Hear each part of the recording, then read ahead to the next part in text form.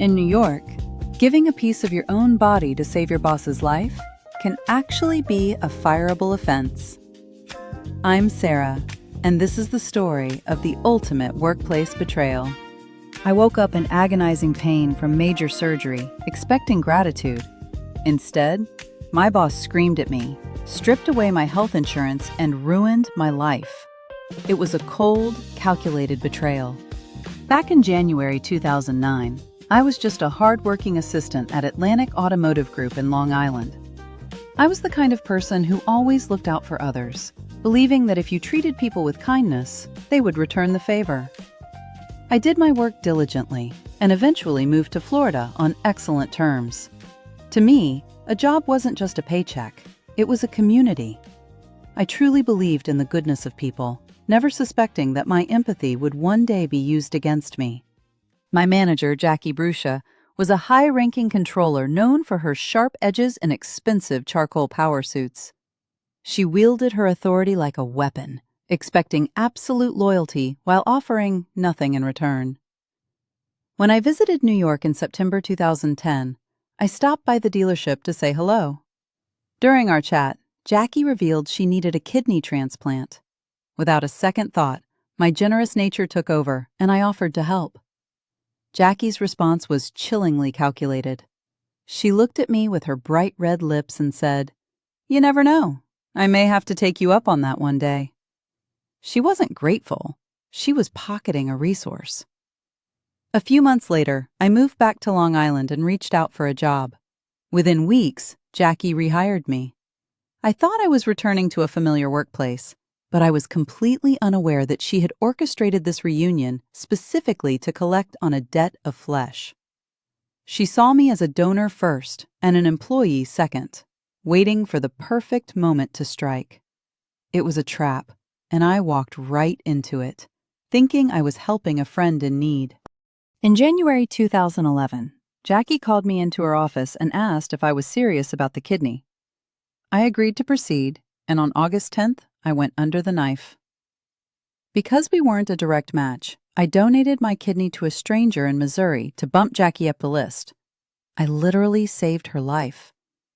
But when I returned to work 4 weeks later, suffering from chronic leg pain and digestive issues, Jackie turned into a monster. She screamed at me in front of everyone, criticizing my performance and denying me bathroom breaks despite my medical needs. She ignored every doctor's order, treating the woman who gave her an organ worse than dirt. It was a level of cruelty I couldn't comprehend, and if you're as disgusted by this workplace abuse as I am, make sure to hit that subscribe button right now so you never miss out on these insane true stories. I was physically broken and emotionally shattered, realizing that my sacrifice meant nothing to her. She had what she wanted, and now I was just an inconvenience she wanted to discard. The woman I saved was now the person destroying me, one workday at a time. The office became a toxic nightmare as Jackie's hostility escalated. She would publicly berate me, screaming about fabricated mistakes while I was still recovering from major abdominal surgery. I had to beg just to use the restroom, and the psychological toll was just as devastating as the physical agony. I had given away a piece of my body, yet I was being systematically tortured by the woman I saved. By early 2012, I couldn't stay silent. I filed a formal complaint with management, but they didn't protect me. Instead, they demoted me and transferred me to a dealership 50 miles away. It was a punishing, isolating exile designed to make me quit. The grueling commute made my physical complications even worse, turning every day into a living hell. Stripped of my dignity and cast aside like garbage, I finally reached my absolute breaking point. I realized that playing nice would only get me killed in this environment. It was time to stop being a victim and start fighting back against the people who thought they could own me. I wasn't just a donor anymore. I was a woman with nothing left to lose, and I was ready to make them pay for what they had done. They thought they could break me by sending me to that distant dealership. Every morning, I woke up in pain, facing a grueling 100-mile round trip that felt like a slow death sentence for my recovering body. Jackie and the higher-ups at Atlantic Automotive Group expected me to just quit. They wanted me to disappear so they wouldn't have to explain why they were firing a woman who had just saved their controller's life. But I wasn't going anywhere. Instead, I started playing a very different game. Every time a manager ignored my medical paperwork, I saved a copy. Every hostile phone call was logged, and every retaliatory comment was written down in a notebook I kept hidden in my car. I was quietly building a mountain of evidence that they couldn't ignore. I finally reached out to a civil rights attorney named Leonard Leeds. When I told him what Jackie had done, he sat there in absolute silence, his face pale with disbelief. We began to formulate a strategy that went far beyond just getting my job back. We were going to expose them to the entire world. I had to endure the physical agony of that commute and the sting of their betrayal for a little while longer, playing the role of the quiet, compliant employee. But underneath that mask, I was arming a legal bomb. Jackie's fatal flaw was her overwhelming arrogance. She truly believed I was too weak to ever strike back. As my legal team and I started digging through the timeline of my employment, a sickening truth began to emerge from the shadows. This wasn't just a case of a boss who had turned sour after a surgery. It was much more calculated than that. When I looked back at the dates, everything started to click into place. Jackie hadn't rehired me out of the goodness of her heart, or because she missed my work ethic. She brought me back onto the payroll specifically because she knew I was a willing donor and she was dying. I wasn't an employee to her. I was a biological resource. Once the surgery was over and she had secured her place on the national transplant list, my utility had completely expired. I was no longer the savior who had given her a second chance at life. I was just a walking, talking liability with medical bills and a need for bathroom breaks. The cruelty I faced afterward wasn't random. It was a deliberate attempt to force me out before I became an inconvenience to the company's bottom line. This revelation changed everything for our lawsuit. We weren't just talking about workplace discrimination anymore. We were looking at a grotesque violation of human rights. This was a modern-day horror story about a wealthy executive who literally consumed a piece of her subordinate and then tried to throw the remains in the trash. Armed with this horrifying narrative, my lawyers knew we didn't just have a legal case. We had a media sensation that would haunt that dealership forever. With my legal team standing behind me, I finally felt like I was the one holding all the cards. We started by officially submitting my complaint to the New York State Division of Human Rights, ensuring my grievances were part of a permanent, untouchable record. While I suffered through those long drives to the new dealership, my lawyers were busy sending out preservation letters. They legally forced the Atlantic Automotive Group to save every single email, personnel file, and internal memo regarding my transfer. It was a strange, empowering feeling to walk into work every day knowing what was coming. Jackie was still acting with total impunity, walking the halls in her expensive suits and red lipstick, completely oblivious to the storm gathering on the horizon. She actually thought she had outmaneuvered me. She didn't realize that every arrogant email she sent and every aggressive write-up she filed was becoming Exhibit A in a multi-million-dollar lawsuit. Every time the HR department tried to justify my 50-mile transfer with some flimsy excuse, they were just digging their own grave a little deeper. The physical pain from the nerve damage in my leg was still excruciating, and the long hours were exhausting. But the fear had been replaced by a cold, sharp focus. I wasn't a victim crying in a bathroom stall anymore. I was a woman methodically dismantling the life of the person who had tried to destroy mine. The trap was set, and the countdown had begun. Just when I thought I was finally gaining some ground, the dealership struck back with a level of ruthlessness that left me reeling. By March 2012, the mental and physical toll had become too much to bear. My doctors officially ordered me to take medical leave to protect what was left of my health. I submitted the required notes, believing that even a company as cold as this one would respect basic medical protections. I was wrong. In April, shortly after my attorney sent a formal warning letter, Atlantic Automotive Group officially fired me. The news was absolutely devastating. Overnight, I didn't just lose my paycheck, I lost my health insurance. Think about that for a second. I was a woman who had just given away a vital organ, suffering from chronic nerve pain and severe surgical complications. And now I had no way to pay for the medical care I desperately needed. The financial terror that followed was paralyzing. I sat in my living room, physically broken and wondering how I would even afford groceries, let alone the ongoing treatments for the damage they had caused. The dealership's legal team knew exactly what they were doing. They were trying to starve me out.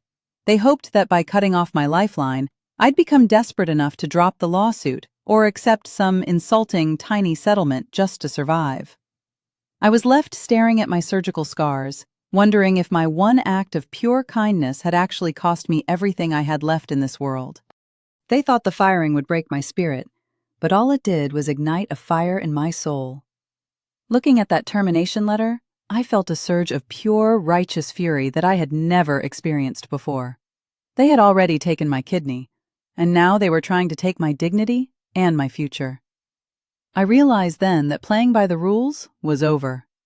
I called my lawyer and told him to take the gloves off.